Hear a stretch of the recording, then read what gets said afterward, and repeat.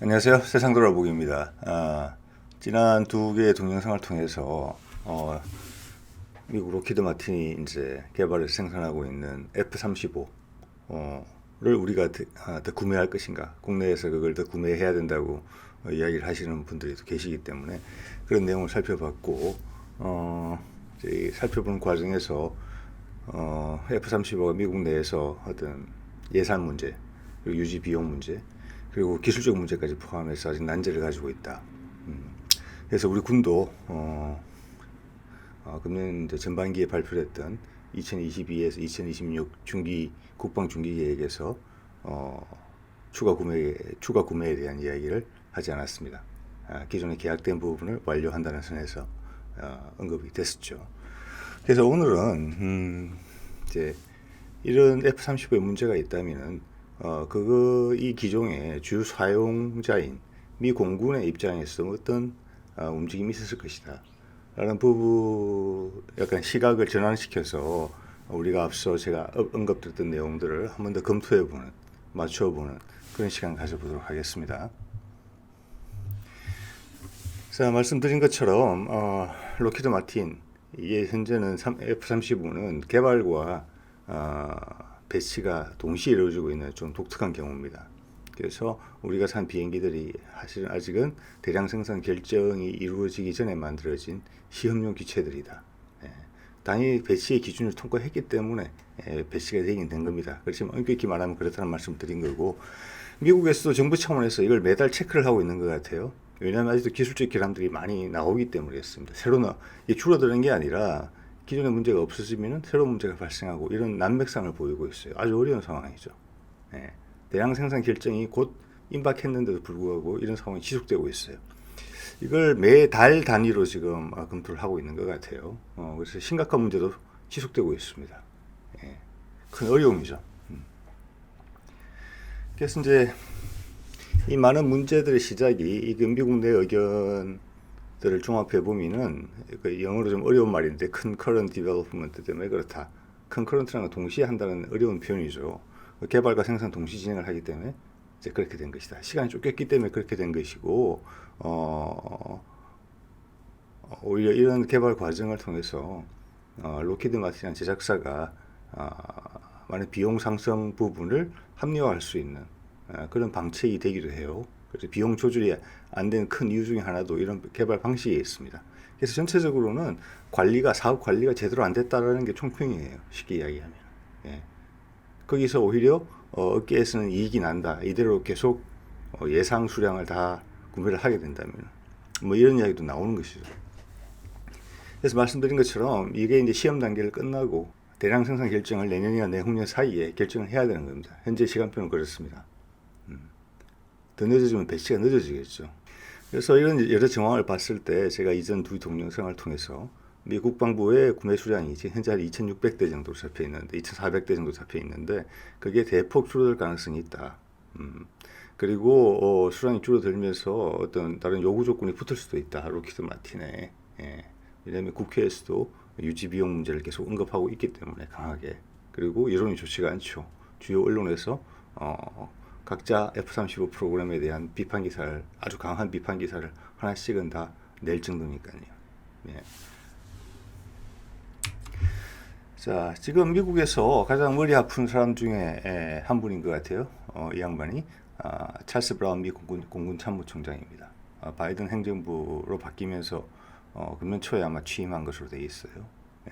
여기서 지금 F-35 문제를 해결을 해야 되는 사람입니다. 그의 재임 기간 동안. 자, 그를 통해서 미 공군이 어떤 결정들을 지금 내리고 있는지를 보면은 F-35의 문제를 다른 각도, 미국 내부의 각도에서 볼 수 있어요. 자, 이제 다 소문이 난 것 같은데 제일 먼저 언급된 것이 F-36의 개발입니다. F-36이고 F-36은 4.5세대예요. F-35가 5세대니까 반 세대 내려갔죠. 그래서 더 놀라운 것은 이걸 2030년까지 배치하겠다는 겁니다. 지금 개발 이제 갓 시작해야 되는데 10년도 안 되는 기간에 비행기를 하나 개발해서 배치하겠다는 것이거든요. 자료를 찾아보니까 F-35를 개발하는데 아직 사실 개발도 끝나지 않았습니다만 여태까지 들어간 기간이 22년. F-22 같은 경우는 24년이 걸렸어요. 이게 최근에 개발했던 비행기잖아요. 그래서 이거를 2분의 1 이하로 줄이겠다는 것이죠. 예, 그런 내용이 있고, 이 비행기는 이제 완전히 새로운 비행기는 아니에요. 과거 F-15를 개발했을 때 그 당시 경쟁했던 F-16의 델타 윙을 가진 그런 버전이 있었어요. F-16XL이라는. 이걸 기반으로 하겠다는 것이고, 이제 그 브라운 참모총장의 이야기는 저비용으로 신속하게 개발하겠다. 그리고 지금 시뮬레이션, 컴퓨터 시뮬레이션 기술이 상당히 발달했기 때문에 개발 기간을 단축할 수 있다. 예. 그리고 길게 보지 않고 짧게 수명 주기를 짧게 하겠다. 그 말은 기체의 강도나 내구성을 제한하겠다. 가격도 낮추고 또 새로운 기술 발전에 대응하겠다. 이런 취지로 이해가 돼요. 그래서 브라운 총장의 이야기는 35의 구매 수량을 줄이고 2030년까지만 도입하겠다. F-35를. 그렇게 언급하면서 F-35 이야기가 나온 거예요.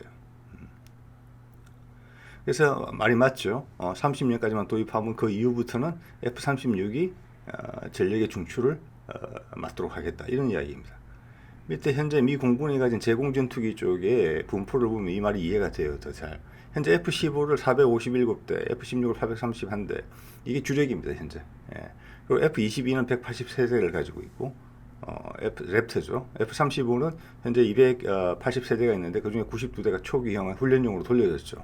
업그레이드가 제한적이기 때문에. 그래서 190대 정도 가지고 있는 거예요. 근데 F-22는 2011년 정도에 생산이 끝났어요.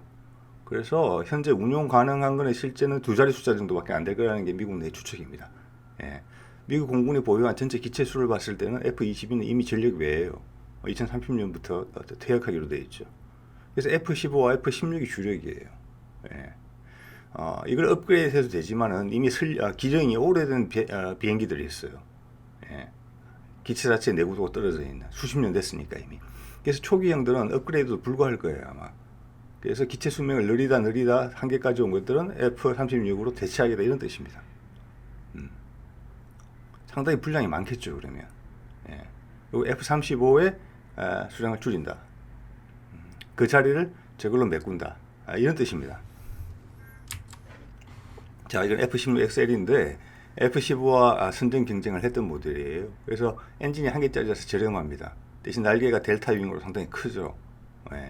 그래서 이 안에 연료 탑재량이 상당히 많아요. 항속거리가 길어지고 무장을 탑재할 것도 많아집니다.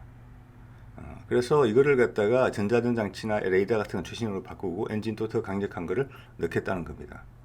그러면 사실은 F-16과 F-15를 같이 대체하는 상황이에요. 왜냐하면 이 비행기 자체가 F-15랑 경쟁했었거든요. 선정할 때.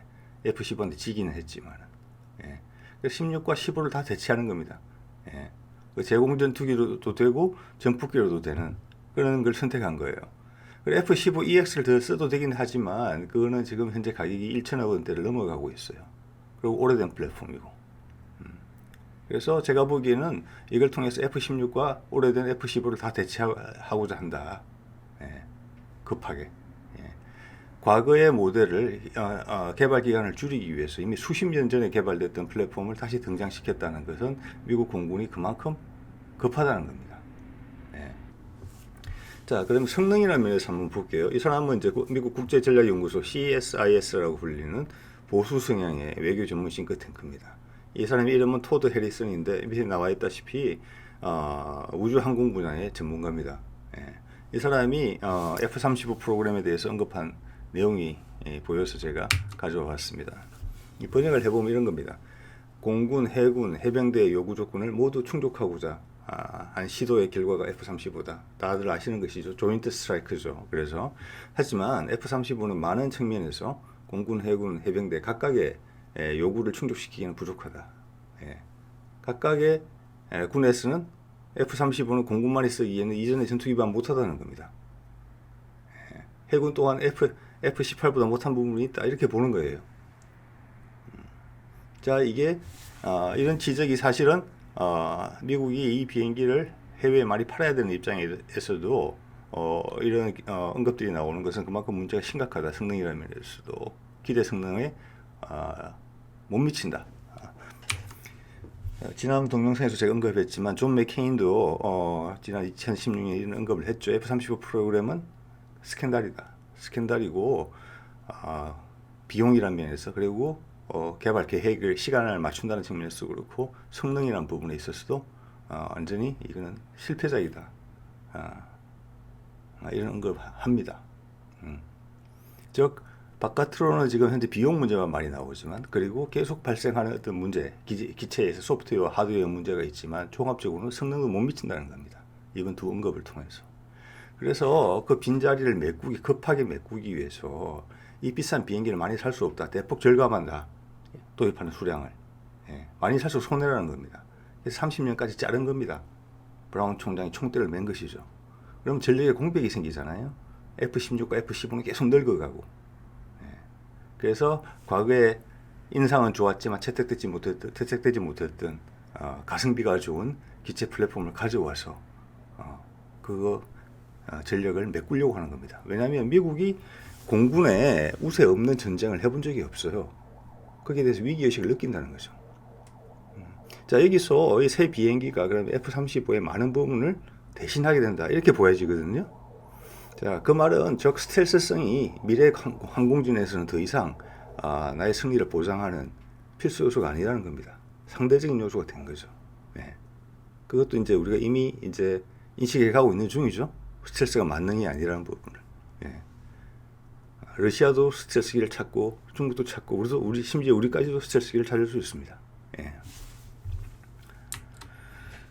또 하나 이제 F-35의 문제점에 대해서 우리가 확실하게 확인할 수 있는 내용은 미국이 6세대 전투기 말이 없었어요. 6세대 전투기 개발을 급격하게 시동을 걸어서 급하게 진행하고 있는 것입니다. 이게 2019년 정도에 이 안이 처음으로 이제 미국 기획자들, 국방부의 기획자들 사이에서 안이 마련됐어요. 근데 이미 작년에 약간 실험 성격을 가진 비행기를 이미 비행 시험을 했다고 해요. 상당히 빠른 진척이죠. 아까 말씀드렸다시피 F-16과 F-22와 F-35를 개발하는데 20년 이상의 시간이 걸렸는데 이거를 10년 만에 개발하겠다는 겁니다. 지금 2030년 초에 등장시키겠다는 거예요. 유럽 같은 곳에서는 2030년대 중후반 정도를 보고 있거든요. 6세대 전투기의 성장을. 지금 영국에서 프로그램이 있고 또 프랑스하고 독일이 같이 한 프로그램이 있죠. 거기에 사실 뒤쳐져 있었어요, 미국은. 그런데 갑자기 뛰어들어서 점프 스타트를 해서 저는 가장 먼저 등장을 시키겠다는 겁니다. 10년이라는 개발 안에 6세대 전투기를 만들어 본 적도 없는 6세대 전투기를 개발하겠다는 거거든요. 그리고 30년, 여기서 2030년이 바뀝니다. 즉 F-35라는 비행기가 6세대 비행기로의 확장성이 없다는 거예요. F-22처럼. 즉 네트워킹을 통해서 AI의 도움을 받아서 옆에 윙맨이라고 그러나요? 다른 무인기들하고 같이 작전을 수행하는 그런 개념으로 전환하기가 어려운 비행기라는 겁니다. 그렇기 때문에 이 비행기가 2030년 초에 급하게 나오는 거예요. F-35는 원래는 하이, 로라는 개념에서 로로 나온 것이죠. 지금 F-16을 대체하기 위해서 나온 거예요, 사실은. 그런데 개발 비용이 올라갔기 때문에 몸값이 올라져서 하이의 입장에 가 있던 것이죠. 사실 하이급의 비행기는 아니라는 거죠. 아까 군들의 반응을 보셨죠. 스텔스성만 뺀다면은 평범하지도 못한 전투기가 될 수도 있다. 미국의 제공권에 영향을 줄 수도 있는 비행기다라고 지금 판단하는 거예요. 미 공군은 대놓고 그렇게 말할 수 없고 프로그램을 취소할 수 없는 것이죠. 일단 갖고는 가야 되는 거죠. 10년이라는 기간 동안. 그렇지만 미 공군 전력이 약해지는 겁니다. 그거는 더 용납할 수 없는 것이죠. 그렇기 때문에 F-36을 개발하고 6세대 전투기를 앞당겨서 전력 공백을 최소화하려고 하는 겁니다. 그게 무리수를 두고 있는 것이죠. 둘 다 10년 만에 개발해야 되는 거예요. 두 기종을. 지난번 같으면 두 개 40년이 필요했는데 그걸 10년 내에 두 기종을 하겠다는 거니까 5, 6년마다 하나를 개발하겠다는 겁니다. 미국 공군이 얼마나 급한지를 잘 보여주는 부분이에요. 이렇게 서둘 수밖에 없는 이유가 뭐냐? F-35에 대한 신뢰가 없기 때문에 그렇다고 봐야 되는 거예요.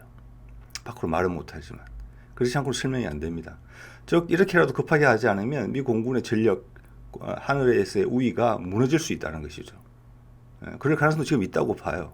10년 내에 두 개의 기종을 개발해야 되는 건데 전례를 봤을 때 아무리 컴퓨터 시뮬레이션을 통해서 개발 기간을 단축한다 하지만은 6세대 전투기 같은 건 안 해본 거거든요, 아직. 여기서 삐끗하면은 전력 공백이 나는 거예요. 몇 년 동안. 예. 그 말은 30년대 초에 이 비행기가 나오지 못한다면은 F-35로 유지되던 주 전력이 예전에 갖고 있던 미 공군의 압도적 하늘에서의 우위를 보장 못한다는 거예요. 예. F-36으로 버텨야 된다는 거예요. 어떻게 보면 F-35가 아무것도 아닌 것처럼 돼 있어요. 유령처럼 된 거죠. 이 스토리라인에 보면은. 이대로 된다면 밑에는 F-36으로 다 대체하고 그게 로우가 되는 것이고 하이는 6세대 전투기하고 여기에 같이 붙는 무인기가 된다. 이렇게밖에 설명이 안 되는 거예요. 미국 공군의 마인드는. 예. 그러면서 F-35 부분을 어떻게든 그 소프트 랜딩, 연착륙시키기 위해서 노력하고 있다. 이렇게밖에 해석이 안 되는 것이죠. 네. 자, 그러면서 이게 이제 미국 공군, 우리말로 하면 중기 국방계획 같은 데서 나온 좀 더 사진이에요, 6세대가. 그 밑에 달린 언급을 미국 유튜버가 소개를 했더군요. 그래서 보면은 이런 내용이 나와요. 이 비행기, 좀 전에 보여드린 6세대 제공 전투기는 디지털 엔지니어링을 쓸 것이다. 그리고 유연한 소프트웨어와 오픈 아키텍처를 가지게 될 것이다. 저는 이게 크게 다가왔습니다. 이것이 F-35와 F-22가 가지지 못한 점을 지적한 것이라고 저는 보거든요. 타산 지식으로 삼았다는 내용입니다. 즉 뭐냐, 디지털 엔지니어링, 컴퓨터 기술이 발전해서 이제 시뮬레이션을 통해서 실기체 시험을 많이 줄일 수 있고 기한을 단축시킬 수 있었는데, 앞서 말씀드린 그 두 기종을 우리가 개발하는 데 있어서는 이런 걸 충분히 활용하지 못했기 때문에 기간이 길어지고 비용도 훨씬 많이 들었다. 이런 반성이 들어있는 것이고, 유연한 소프트웨어, 이건 확장성에 대한 문제입니다. 전장이 계속 바뀌고 있는데 나만이 최고야. 이 비행기가 등장하면 나를 이길 상대는 없을 거야. 이 비행기 수명이 끝나는 동안. 이런 약간의 오만함이 묻어나는 그런 소프트웨어 개발이 되어 있었다는 것이죠. 확장성과 개선하기가 되게 어려워졌다는 것이죠. 그렇기 때문에 F-22가 빨리 단종이 됐고 추가 개량하는데 비용이 너무 많이 들기 때문에, 새 비행기 만드는 것보다 더 비싸기 때문에 F-35도 맥락이 같다. 이렇게 볼 수 있는 겁니다. 오픈 아키텍처라는 것은 미국 무기만 고민할 것이 아니라 세상의 다양한 여러 가지 무기들, 또 지금은 미국만이 세계 최고의 무기를 만드는 게 아니라 이미 그렇게 발생하고 있지만 다른 나라들의 무기를 갖다 쓴단 말이에요. 그 비용이 쉬워야 된다. 쉽게 들어가야 된다. 다양한 무기들이 쉽게 넣었다 뺐다 바꿀 수가 있어야 된다. 그거 하나 하기 위해서 돈을 수천억씩 들 수는 없는 것이다. 자, 그런 것들이 부족했다는 것이죠, 앞에서. 그리고 밑에 이제 미 해군 고위 관계자의 말을 빌리면은 이런 내용도 있어요. 이거는 이제 그 위에 6세대 전투기하고는 별개의 내용이긴 합니다만은, 더 이상 스텔스는 항공 우위를 보장하는 절대 요인이 아니다. 미래 전투기가 가져야 할 그냥 요소 중 하나다. 이렇게 이미 현장에서 이야기가 나오고 있어요. 다른 말로 언급하면 이때까지 쭉 흘러왔던 여러 자료들과 언급들의 맥락에서 봤을 때는 F-35라는 비행기가 스텔스성만 제외한다면은 그저 그런 비행기다, 이런 뜻입니다. 제가 보기에는. 그러면서 비싸다. 구입비용도 비싸고 유지비도 엄청나다. 다른 비행기에 투입될 예산까지 갉아먹는다. 전체적인 결과는 뭐냐? 미 공군이나 미 해군의 하늘에 있어서의 우세가, 여태까지 한 번도 놓친 적이 없었던 하늘에서의 우세가 약화될 수 있다. 이런 지적입니다. 네. 반면에 훨씬 뒤에 스스로 첫 제트 이제 제대로 된 국산 전투기를 만들고자 하는 우리도 이런 걸 타산지식으로 삼았겠죠. 모를 리가 없습니다. 특히 우리는 개발에 관련된 많은 인력들이 교육을 미국에서 받았고, 우리 첫 초음속 제트기인 T-50, FA-50 같은 게 로키드 마틴과 2년으로 이제 개발이 된 거기 때문에 미국 상황에 우리 개발진들이 아주 밝다고 봅니다. 거기서 이 양반은 이제 방사청의 KF-X 개발 사업의 단장입니다. 이분이 언급한 내용 중에 이런 게 있어요. 확장성입니다. 지속적인 성능 개량이 가능한 확장성을 우리는 KF-21에다가 주안점을 두고 개발하고 있다는 것입니다. 그래서 앞으로 스텔스가 얼마나 중요할지는 모르지만 스텔스도 큰 비용이 따라오겠죠. 물론 스텔스도 가격이 떨어질 수도 있습니다. 기술이 계속 개발되고 있기 때문에. 그래서 4.5세대로 개발하는데 5세대, 6세대를 염두에 둔 내부 무장창과 또 조종석을 2개짜리까지 같이 하고 있다. 이런 이야기입니다. 우리는 한 기체로 4.5세대에서 5세대, 6세대까지를 다 아우를 수 있다. 그래서 이거를 이제 미국이 생각하는 것처럼 F-15처럼 50년, 60년 쓸 수 있겠다. 예. 그렇지만 계속 개량해서 최신 기종들과 경쟁할 수 있는 플랫폼으로 우리는 간다. 이런 뜻입니다. 이게. 예. 그럼 이게 미국이 그걸 못했지요. 그래서 F-22 최강의 제공 전투기. 그렇지만 단명했지요. 예. 원래 700여 대 계획됐지만은 180대 정도 생산하고 끝났습니다. F-35 이는 확장성이 제로이기 때문에 지금 여러 가지 맥락을 봤을 때는 그렇지 않으면 미 공군이 이렇게 호떡집에 불난 것처럼 수두를 수가 없는 것이거든요. 예. 어떻게 보면 좀 무리한 계획을 내고 있는 상황이에요.